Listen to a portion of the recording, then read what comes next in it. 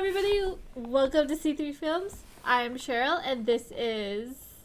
Chris. And today we're going to be talking about Ahsoka. Did I mention that this is another episode of It Wasn't That Good? You did Because now. because it wasn't that good. Hate to tell you. Um, and spoiler alert, we're going to be talking a lot about the first two episodes here. So let's go ahead and dive right into it.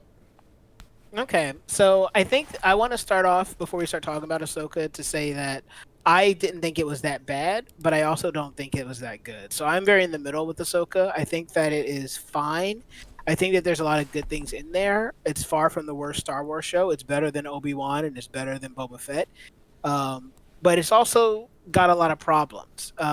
So we can talk about like kind of how we both feel about it individually. But one of the things I wanted to bring up is the fact that Ahsoka is very much season 5 of Star Wars Rebels, and that is great for someone like me who has watched all of like the Clone Wars and all of Star Wars Rebels. But it brings me to what I think will be one of my biggest criticisms, and I could see being a criticism for other people, is the fact that the show doesn't do a lot to catch you up to speed as far as what happened in those shows. Because when I say it's season 5 of Rebels, it's legitimately season 5 of Rebels. Like the second episode, the way that episode ends, it's going to mean more to you if you've seen Rebels, because that ending for the second episode where Sabine and Ahsoka are standing in front of the mural is the exact almost frame for frame ending of the animated series finale for season 4 of Rebels. So it's meant to tie in and show you that this timeline takes place right after the end of Rebels. That's the whole reason that scene exists. But if you haven't seen um, all of Rebels, then that scene just doesn't mean as much to you. Yeah, Yeah, exactly. I was Exactly. wondering. It kind of felt like that. I think literally the whole time I was like, I feel like I am missing tons and tons of background because I have no idea who anyone is. I have no idea what anything is or anywhere is. I got that Sabine was from Mandalore because I saw the helmet. Yeah. But other than that, there's not like a ton of clues. They tell you that Sabine used to be Ahsoka's Padawan. Right. Um, but Which did not happen in Rebels, by the way. That is something that is off screen between Rebels and this show. So that's not something you see in Rebels. okay, yeah, because They don't there's even they barely talk in the show, okay, actually. yeah, because there's also this whole background with another character named Ezra. So there's Yes. just a lot. But I was trying to go into it knowing that I didn't know stuff, but I was hoping that they wouldn't expect you to know stuff, but it felt very much like that.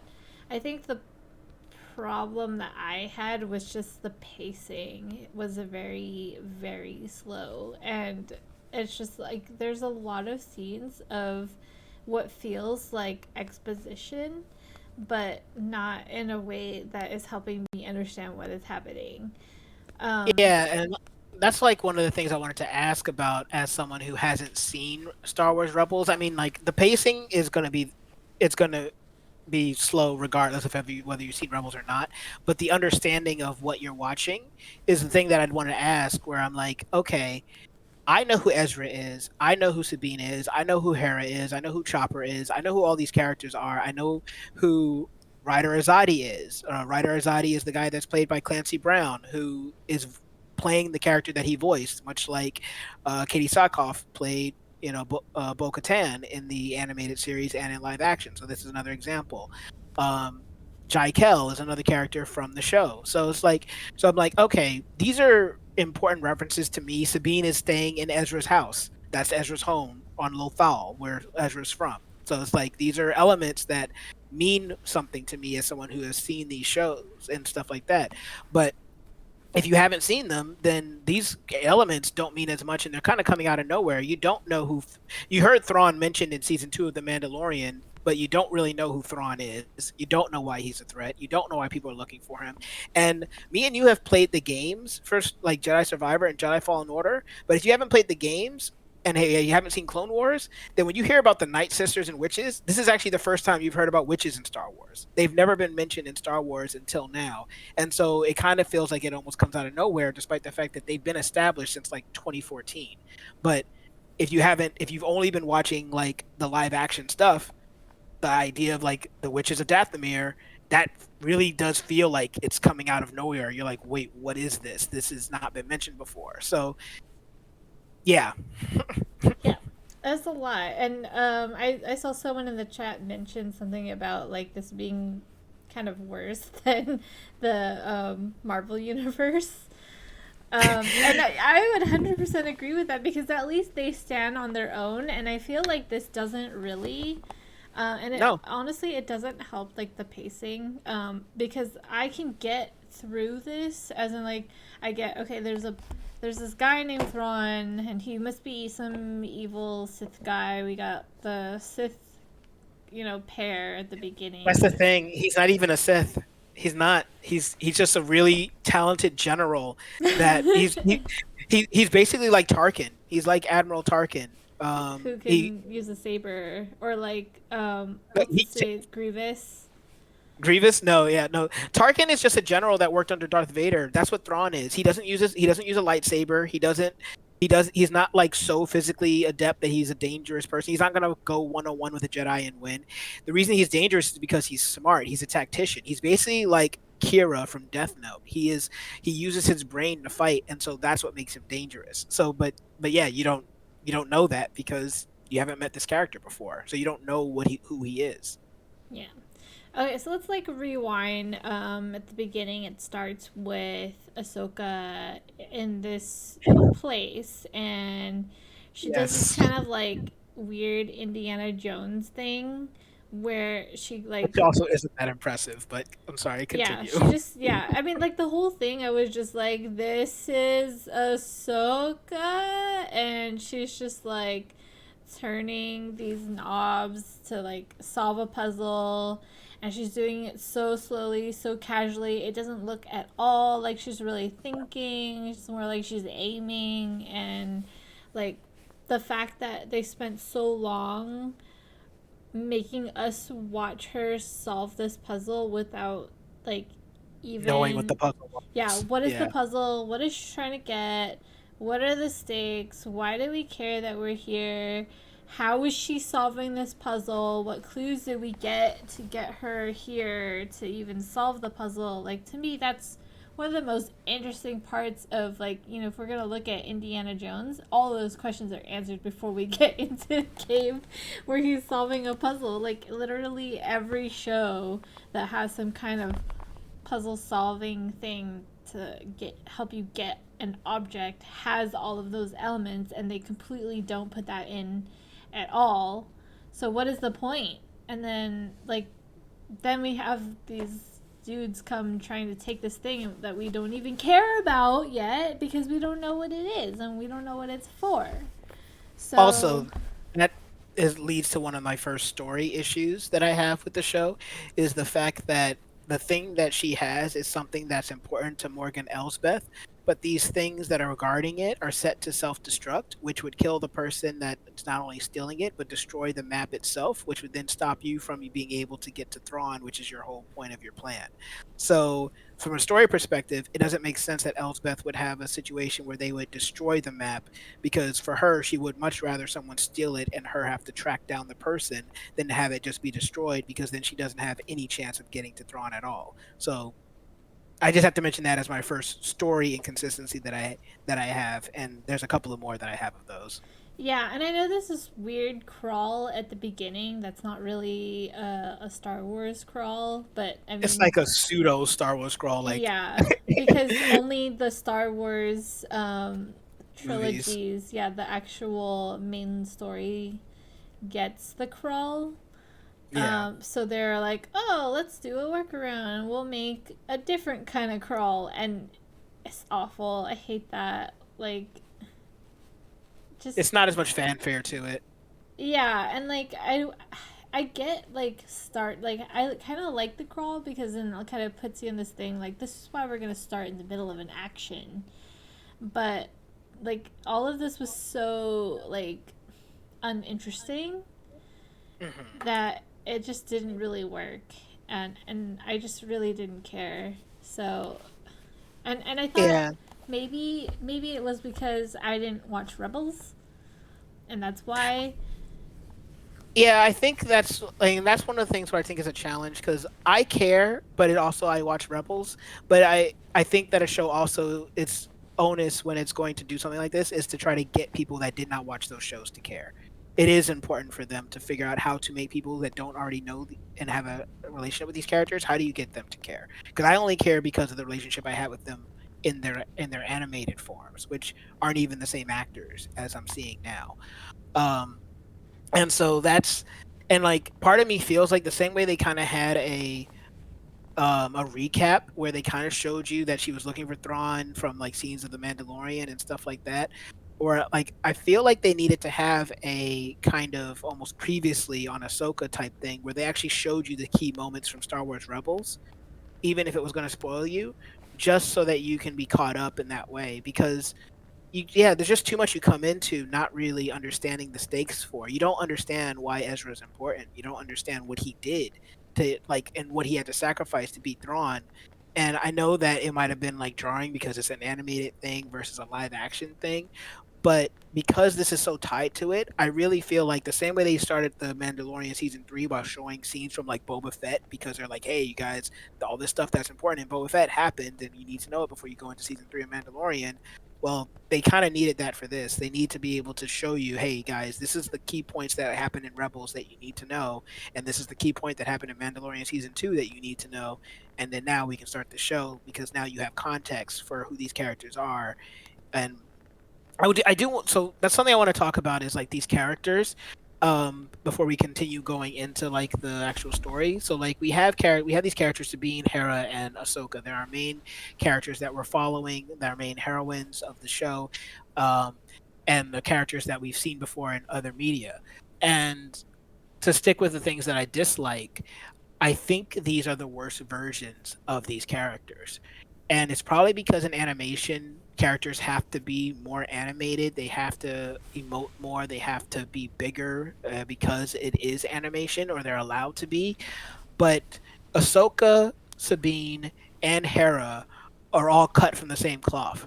They're all kind of quiet, stoic females and they don't really have much personality. Like Ahsoka has barely any personality in the show, and I know Rosario Dawson can do more than that. Mary Elizabeth Winstead is playing Hera, and Hera has a bunch of personality in the show too. And same thing with Sabine. And Sabine's not as bad as the other two. There's moments where she shines through, but even when she's talking about like how Ahsoka abandoned her and stuff, it's still very like withdrawn and subdued with how she's talking about it. She's not like really passionate. She doesn't feel passionate about the fact that she got ditched by someone that she trusted and stuff like that. Where in the animated show she would feel like it. So these characters don't even necessarily feel like the same characters because when they had so much personality and they were so animated in the animation, they now have become kind of subdued and stoic with barely any personality, and it's noticeable. Yeah, I mean, I'm not used to seeing Ahsoka this way, so a lot of my thoughts went to, oh, maybe it's because of how things were in Rebels, and so that kind of, I almost didn't know how to feel because I feel like always questioning, is this explained away from having watched Rebels, and I just don't get it because I didn't watch it. But I mean, the issue with that is then you're really narrowing your audience to those who watched a specific series that's animated. And I know a lot of people probably didn't watch it because it's animated.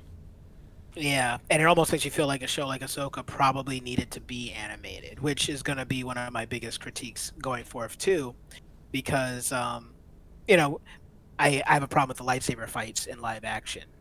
But before we get into going in that. Let's continue with like the story elements. So we have the next thing. We have these two Jedi that we meet, Balin and I think her name is Shin. Um, and they get invited onto a cruiser by this guy who knows in his mind that they're not Jedi, but still like lets them onto the ship, and then thinks that there's not going to be a problem. Like that's another kind of silly moment in the show, which is just kind of whatever. But whatever, like they get to be cool and they get to kill him and they break out Morgan Elsbeth, who is the woman that we met in the Mandalorian that Ahsoka captured, who is going to lead them to Thrawn. And now she has this map where she needs help opening the map. So Hera tells her that you need Sabine to help you open the map, which leads me to one of my next critiques and criticisms is that just like with Ahsoka solving the puzzle at the beginning of the show, Sabine solving the puzzle near the end of the first episode doesn't feel smart and doesn't feel special. She sees the little glyph at the bottom and of her hologram, and then she just twists it, and she's got the answer. It doesn't feel like you needed Sabine for that. It didn't seem like that was that smart or that special. It's like really, Ahsoka, you wouldn't have been able to figure that out by yourself with like 10 minutes to an hour. Like so, the Yeah. puzzle element is like it's just it's so weak and it's not even it shouldn't even be there. But whatever, it is. Yeah, and on top of that, like Ahsoka told her not to leave, not to take it off the ship, but she does it anyway. And of course, it's all her fault. And I 100% get why Ahsoka is so mad about it because she just she did exactly what she was told not to do. And like, I guess every teenager does that, but is she a teenager? She's not even a Like, teenager at this point. She's like in her 20s. She's got to be like her mid 20s at this point in the show, yeah. So I or early. mean, like, I thought like, okay, if she's gonna do it, she has to be right. Like her character has to be right if she's gonna do it, so Yeah. it can be justified. Otherwise, you just look like a stupid kid, and then we don't like the character, which is exactly how I felt. Because even at the beginning, like they tried to make her all cool because she was like skipping the ceremony and everything, and like she's supposed to make this speech, and then you find out that she's some like badass kid who can like ride like the speeder underneath a ship, like a small Right. As they're pilot playing the ship. rock music, by the way. I The punk, know. Star Wars punk rock. And I was like, this doesn't feel like Star Wars 1. This feels like Speed Racer. And it's like, I was like, am I supposed to feel like she's really cool? Because I don't. Because all I feel from her is that she's a rebellious teenager who's actually an adult. And it's just kind of annoying. Yeah, which is funny because they did the same thing. Since we watched Obi-Wan, the special fan edit, I saw it in there too. They did the same thing with Leia, where they needed Leia to go to her to a I guess a formal gathering or whatever. And what did Leia do? How did they show that Leia was like a rebel? They showed her skipping out. She was like hanging in the trees with her droid, and she didn't want to go and she didn't want to show up. So apparently Disney only the way that they know how to show that someone is a rambunctious and headstrong character is to just not have them show up to formal events, which is also kind of funny considering that this is a formal event to honor someone that she really cared about. So I could see it both ways. I could see Sabine not showing up, but at the same time, this is for someone that she really cared about. So But we either way, don't know that. We don't know that's that. also true. If you That's don't, pretty if true. you didn't watch Rebels, we don't know that. She just seems like kind of like an asshole, not wanting to go to a thing. True. So True. that I mean, I didn't know who Ezra was, so it was like, oh, someone died, and she was supposed to make a speech, and she was like, nope, I don't want to do it. I don't want that responsibility. Catch me if you Yeah. can, and I know you can't, so I'm gonna play chicken. So that whole scene, I was like, ugh. And it was so long. And I was like, where is this long road to nowhere? And then I was like, I guess that's a Star Wars thing because Star Wars often doesn't make sense with how they make the buildings and stuff. So It's a long highway in between like that Low no one Fall is and like, on. There's no yeah, traffic. they're all at the ceremony. It's fine. Stop But yeah, forgiving it. Yeah, this is how it felt when you were talking about kung fu. Um, but yes, no, you're right. It's if you don't know any of that stuff, so like going into this beforehand, and so then we get to see her place, which is Ezra's place, and she listens to a message that was left for her by Ezra, which is the same message that you hear at the end of Star Wars Rebels. So that's like a nice little callback, but they get to play the message for you, so you get to hear what happened, kind of what happened, and you don't really understand, you don't really know, you don't really get a sense. Like, I guess, yeah, you have no idea what Ezra did. You have no idea what the context is. You have no idea why she has Ezra's lightsaber. Um, you don't know any of that. But there's a couple other things that happen, but what ends up, it leads to them finding Sabine and the map, which is what you were talking about or alluding to when you were talking about how she needed to be right. But because of her leaving and taking it off the ship, she gets into trouble and the map gets taken. And then we find yet another one of those moments that is starting to become increasingly frustrating in Star Wars. Because when Sabine got stabbed with the lightsaber, I actually thought they killed her, and I was like, wait, did they seriously just kill Sabine in the first episode? But Hell no. no. I did not Apparently, think that at all. When she got stabbed, my first reaction was like, "Oh brother, are they really trying to make me think that they're going to kill off one of the main characters of the show like right away?" And of course, and the chat's been saying this for a while, that no one in Star Wars dies from a lightsaber except for Qui-Gon except for Jinn. Qui-Gon. Yeah. Yeah, except for Qui-Gon. And the truth is that I think actually most people in Star Wars die from lightsabers. It's just recently, and chat, you can correct me if I'm wrong, but apparently the women in Star Wars are immune to gut shots by lightsabers or gut shots in general. Because whether it's Fennec getting shot with a blaster, shot with a blaster to her stomach and surviving through like cyborg whatever stuff, or it's Riva getting stabbed not once but twice through the gut with a lightsaber, once as a kid and once as an adult, and now Sabine gets stabbed with a lightsaber and is literally walking it off the next day. Apparently, it's just the women in Star Wars just don't die by gut shots from things that would kill other people. People, and like the only thing I have for you is Darth Maul survived getting cut in half by a lightsaber, and that's the only other example I can give you of someone surviving. But literally, I feel like everyone else that gets stabbed with a lightsaber dies. And you guys can correct me if I'm wrong. Um, Aura Singh Aura Singh got did she get stabbed? I don't remember her getting stabbed with a lightsaber. She got chucked off a cliff when she died. died off screen. Yeah, she died off screen, but she wasn't killed with a lightsaber. So did Mace Windu, and there's still debate if he's still alive. So yes, I mean that's people like falling from high ledges, but yeah, I feel like most people no one dies from fall damage. Yeah, no one dies from fall damage, which is but why apparently Mace Windu is probably still alive. he's still alive out there. But yeah, so I mean, I was so because I was wrongly thinking that someone getting stabbed with a lightsaber would still would mean death for them. When they stabbed Sabine, I actually got visibly upset. And then I was like, there's no way. And then the next episode you find out that she's fine, and then it's like, okay, well then she should be like in critical condition or something, right? Nah. She's up by the end before the end of the episode and she wants to go on the mission. Yeah.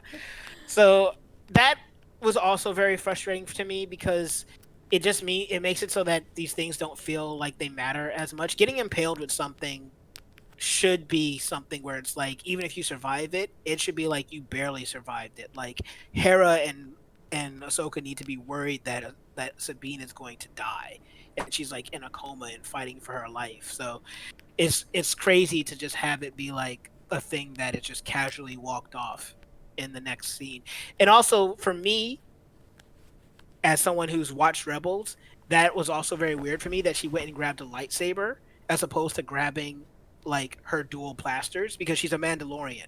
She's a Mandalorian first. Even if she was training like as a Jedi with Ahsoka for a while, she's been a Mandalorian all her life. So it feels weird that she doesn't go and grab her jetpack and her dual pistols. I don't know why she's grabbing a lightsaber, especially because she didn't even know there was a Jedi there in the first place. She thought they were just robots. It's because she took her helmet off, so everything's ruined. Yeah, apparently. So that also felt, just from the character's perspective, that felt a little odd to me. But that's everything that happened in the first episode. Do you want to go like just briefly touch on the stuff that happened in the second episode?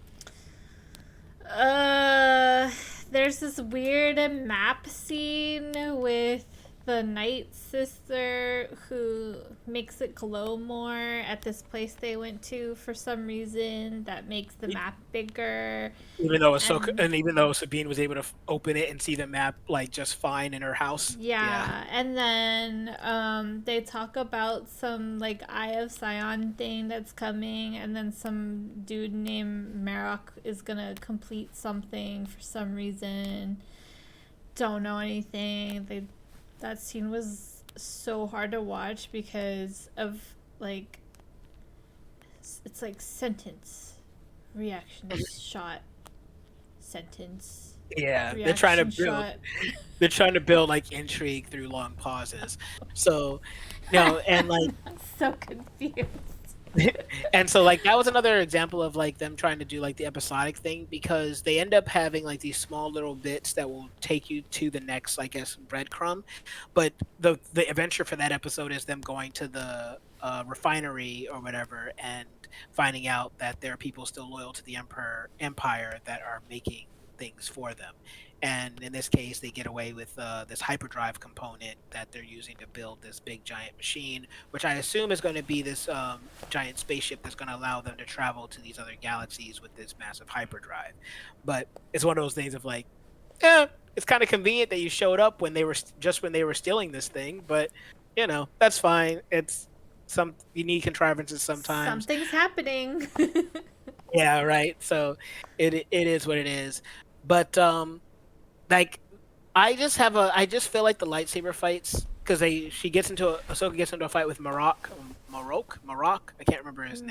Marek? Marek? Merrick. Marrok. I wrote it Okay. down. Yeah. So like but that lightsaber fight doesn't it's not that great to me. Even Sabine's fight versus Shin wasn't that great to me. So I don't know. Like I just feel like with live action Star Wars, their lightsaber fights leave a lot to be desired. While if you go and look at an animation compilation of all their lightsaber fights, almost all of them are very like exciting and pull you in. So that's just another problem that I have with the show. I have one for you from the chat. Rey was a scavenger all her life, and she lightsaber fights with Kylo Ren. That's true. Yeah, and beats him. And beats him, yeah. Unlike, unlike Sabine. I mean, at least Sabine lost, so I guess there's that. But she shouldn't even grab the light. Her first thought shouldn't have even to grab a weapon that she barely knows how to use. She should be grabbing her pistols because she's a trained Mandalorian and she's good at that. But anyway, that's beside the point. Um, I know that it's sounding like I hated the show just as much as you did, based off all the things that we've been saying. But like, I still think that there are good elements to the show. I do but I think maybe a lot of it is becoming over from my Rebels love and seeing these characters again and having the mystery continue and wanting to see what happens with Ezra and being excited about Thrawn. The actor that plays Thrawn in live action is the same person that voiced him in Rebels, so there's going to be a level of authenticity to that character that I'm looking forward to.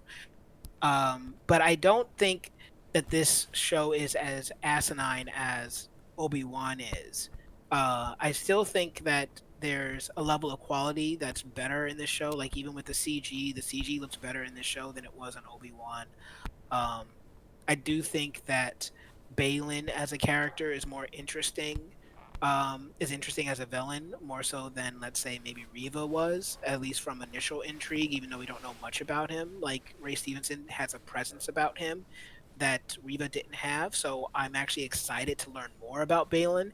Like he even has this little moment when he's being told that they have to kill Ahsoka, and he voices that he doesn't want to because there's so few Jedi left. So even that right there is like, okay, there's something interesting about this guy because he's not just trying to kill people, like try to kill Jedi if he doesn't have to. He kind of doesn't want to because he like respects the fact that there's not many of them. So that's something. It's not much, but it's at least something that you can add on to this character that makes him more than just this evil guy doing evil things. So, like, I kind of like that. So that's another element that works. Um, So Playmat says if Obi-Wan is your bar to defend the series, then it wasn't that good. I mean, it's like if it's not Obi-Wan, what do I have compared to? I have compared to Obi-Wan, or I have to compare it to Andor. A New And Hope. Andor, so yeah, I mean, as far as series Darth goes, right? Vader. So like those are the bars. The bar is the bottom of the bar is Obi-Wan, and the top of the bar is Andor. And if it's not as bad as Obi-Wan and it's not as good as Andor, then I think that does place it in the middle, right? It's not as Oof. bad as Boba Fett. I don't know. Do we ever really rate it? I know We Andor don't is at really the rate it. top, but I mean, is Obi-Wan worse than Boba Fett? Probably not. I mean, they're both pretty bad though. Actually, which one made me more I angry? don't know. I actually don't know, I but yeah, but okay, but I digress. Let's go. but I think in general, yeah, it's probably not that great. It's still probably not that good, but at the same time, I can't say it's that bad.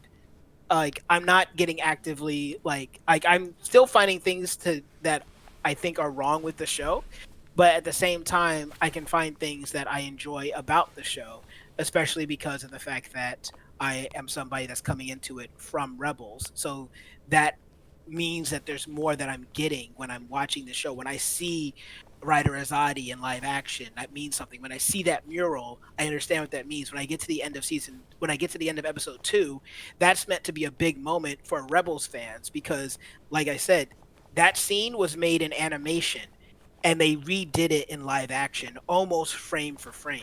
There's a couple of differences, but it's almost frame for frame the same as what they did in animation. So it's meant to be like a reveal moment, as in, hey guys, this is where we are in the timeline. So as a fan of Rebels, that moment like means something to me where I'm like, oh, this is a reveal. That's where we are. This is the same thing that we saw in the season 4 finale. So that's where we are in the timeline, and that means more to me than it will be for someone who didn't see Rebels and just sees that and be like, okay. Like that doesn't answer anything for me about where we are in the timeline. But what that means is that this is technically before the timeline of Ahsoka meeting Luke Skywalker. She hasn't met Luke yet, so this is before Mandalorian, or I guess before the Book of Boba Fett. Technically, is where this show takes place. Yeah, it's funny you talk about that character that plays the master, Hmm. because now that I think about it, he actually is the most interesting character, and it's kind of sad Yes. because that the actor just passed away, so we know he's not gonna come. I don't know when he's gonna disappear from the series, but or if it happened after they were done, probably after. He finished filming his scene, so he Okay. will complete the show. But yes, it is Yeah. sad because if that character does survive the show, we'll never Yeah. see that character again. Yeah, and that guy's a pretty good actor. He's been in a bunch of things, and he was in RRR. Yes, he So, was. our favorite show.